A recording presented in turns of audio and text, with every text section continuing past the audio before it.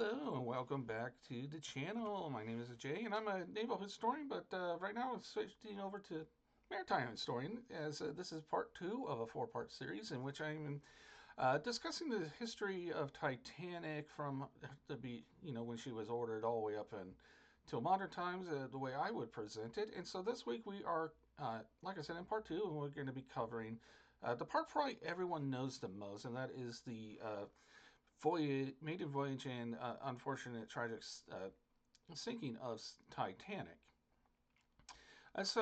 Again, here's a nice picture of Titanic. Please, in case you're wondering, for conspiracy theorists' sake, it is important to know that Titanic did have an enclosed forward part of boat deck A, which Olympic, her sister, did not.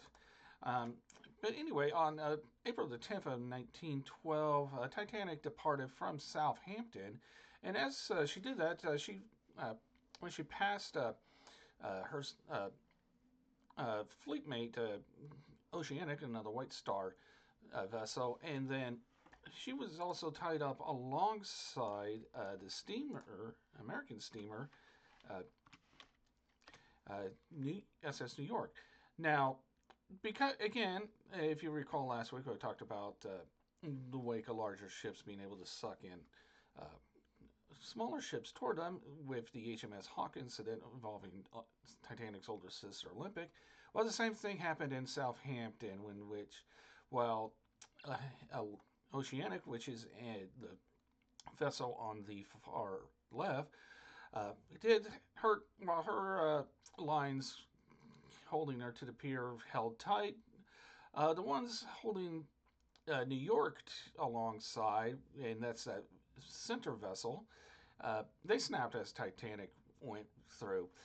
Fortunately, Southampton has, and still to this day, has some of the best uh, tugboat crews and longshoremen, so neither ship actually ended up colliding with each other, which I can assure you was a great, great relief to the Titanic's captain, Edward Smith, as shown here in his dress whites.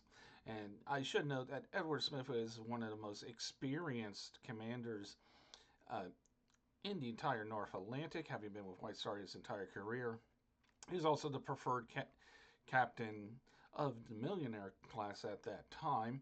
And it should be noted that for all intents and purposes, the first two crossings of Titanic were he had planned and to be his final voyages, and he retired. And then the chief officer, William Murtaugh, would take over as captain of Titanic with the remainder of the same bridge crew. After that, it's actually pretty uneventful the rest of that day, as they were able to make Cherbourg in northern France on time, and also the next day went to Queenstown, which is now modern day Derry, Ireland.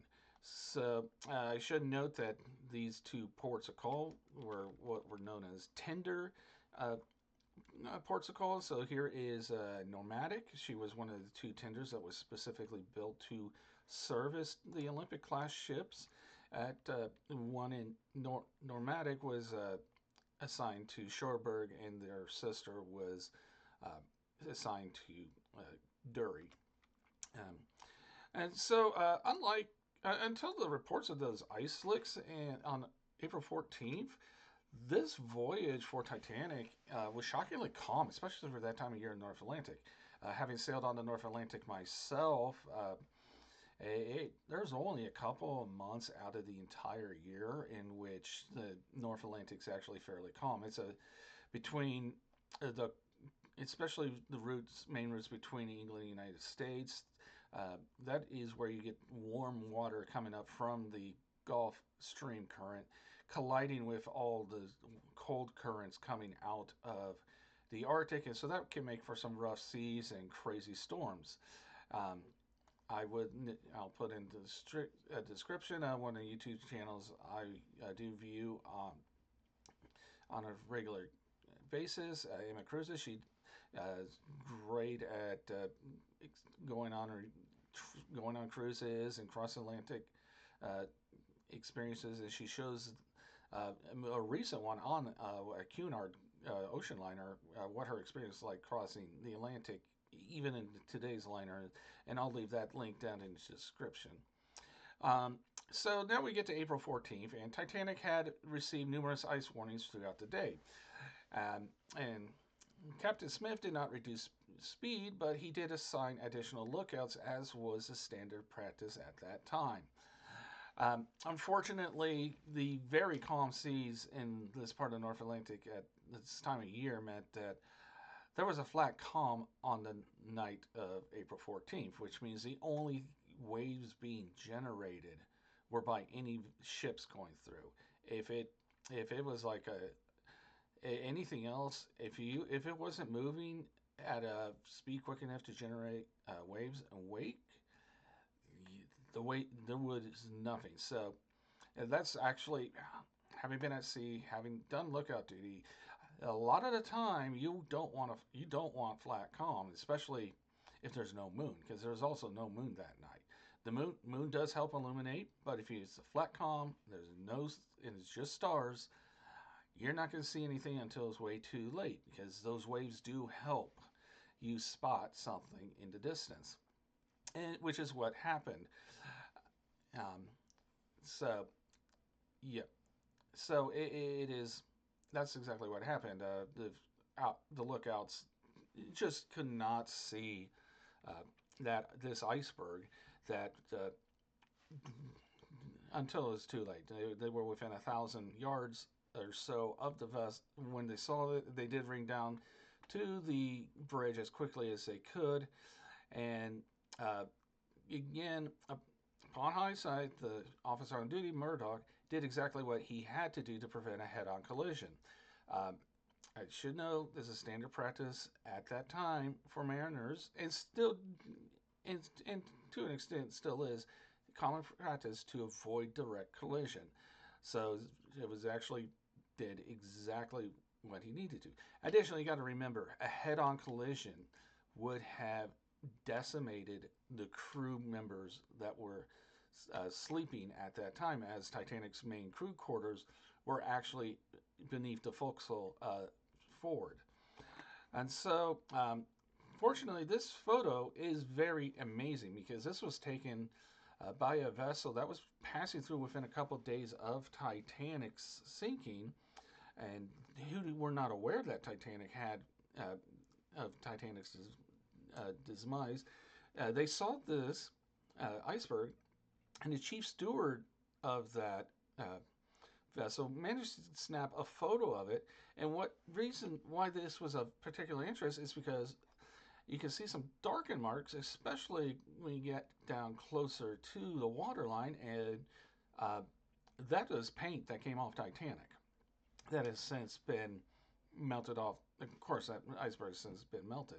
But so this is why we know what the iceberg that uh, hit Titanic looked like, is because there was a passing ship within a couple of days they didn't know about, but they're like, this is interesting, let's take a photo of it. And thanks to them, we have the shape of the above waterline shape of iceberg preserved to history.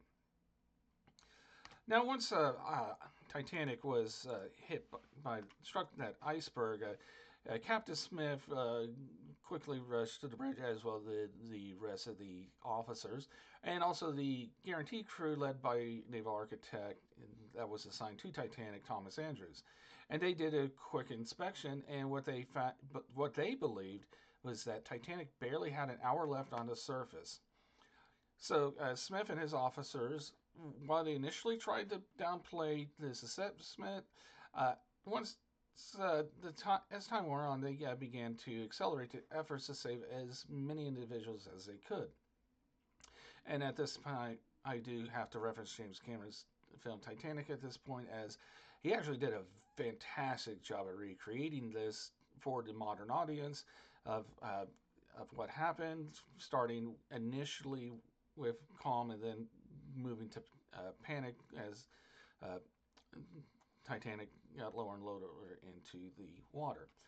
Of course, part of that meant launching the lifeboats and getting them as full as it could and as into the water as quickly as could, because by 2 a.m. it was very clear that Titanic was going to capsize.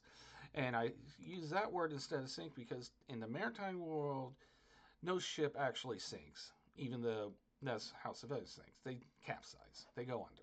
They still go under.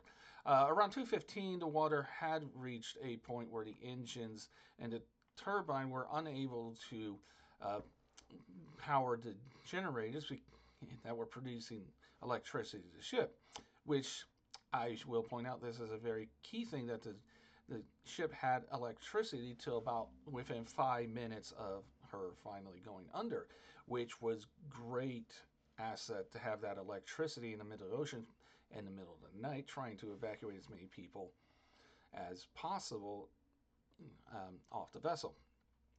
Around 2:18, Titanic. This is the point where scientists and believe that Titanic broke into the two main sections that she would be found in, and then at 2:20, the final section of the stern sank beneath the waves and would not be seen again for nearly 70 years. So, with that, I will stop the story there and be back next week, in which we will discuss the immediate aftermath of what happened with Titanic's story. And it goes a lot further than just Rose being put on, getting rescued onto Carpathia and departing to New York, like Cameron's film depicts. It actually gets a little more interesting. So, with that, I hope you like this story so far and my interpretation of it.